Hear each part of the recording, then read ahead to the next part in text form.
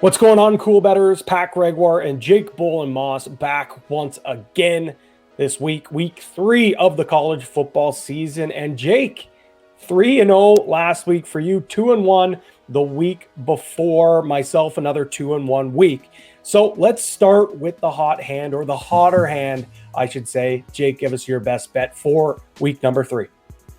Yeah, I can't complain about us both being above 500. My first pick of the weekend is going to be Western Michigan at Pittsburgh, over 59 points. Since the start of last season, overs involving Pittsburgh have been 10-3, and they've averaged 46 points to start the season, 51 and 41 respectively. So this is a Pittsburgh team that can score a ton of points, and Western Michigan, I think, can hold their own in this one. They're averaging 21 points in the season, 14 in their first game, 28 in their second. And I think a couple scores from Western Michigan will be enough. Pittsburgh puts up a ton here, and this game goes over 59. I'm going down to the swamp for Alabama against Florida. I'm not picking a side, and I'm going over 58. And this one's simple for me. The over has hit in 4 straight games between Alabama and Florida, and it's 7-3 in their last 10 matchups. The days of the SEC being a grinded out defensive style of football, well, that's no more. It's all about the points. And actually last year, the two teams almost combined for over 100 points. The Crimson Tide have scored over 40 points in 3 of the last 4 meetings, including putting up a 50 burger in the last 2 years. So I think even if Alabama blows this Florida team out, I think there's a good chance that we see both these teams put up some numbers. I would lean going, if I had to pick a side, I'd be leaning Alabama, but this one here is too obvious with the over. Jake, give us your second pick. Yeah, hard not to love that over with two teams that can score a ton of points. My next pick, I've got Auburn at Penn State, and I'm taking Penn State minus 4.5. This is the whiteout game, the big one. Everyone's excited about this game. And Penn State comes into this one 6-0 against the spread in their last 6. Auburn 1-4 against the spread in their last 5 versus opponents with winning records. And this stat is what stood out to me the most. Bo Nix at home, awesome quarterback. 12-2, 64% completion percentage, and a 20-1 TD to interception ratio. On the road or at neutral site, 5-7 record, 55% completion, and a 13-12 TD to interception ratio. That right there is enough to make me think this Penn State defense is going to give Bo Nix trouble in that Auburn offense. I'm taking Penn State minus 4.5.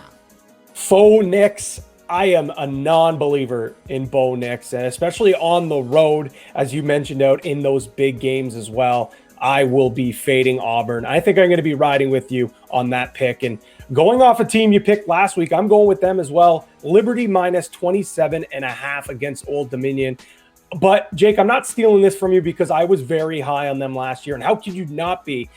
This team is 10-0 against the spread in their last 10 games. The things head coach Hugh Freeze has been able to do with this Liberty program is so impressive. And I think things are just going to continue to get better and better.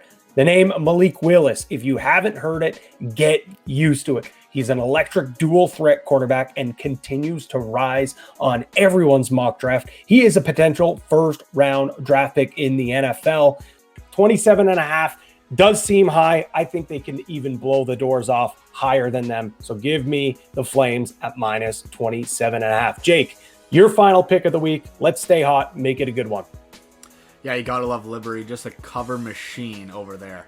My final pick of the weekend is going to be Nevada at Kansas State, under 50.5. Kind of a low number for college football when you think about it. But Nevada under 6-1 following a game where they go over. So last week they went over. I like the trend here, 6-1 going under. Kansas State under 17-7 at home in their last 24, and 5-2-1 in games following an under. So they were under last week. Another good trend in favor of this under 50.5. It's a tight point spread, 2 points. I think it stays close, and I think this one goes under. And something to keep in mind that helps your underplay, Skylar Thompson, their quarterback for Kansas State. He is out indefinitely. He's a heart and soul guy on that offense and a leader as well. So they'll be playing without him. My last pick, I'm taking Michigan State plus 6.5 against Miami. And I was kind of shocked that this spread was that high. I know it's in Miami, but man, Miami has not been impressive. They should be 0-2 right now.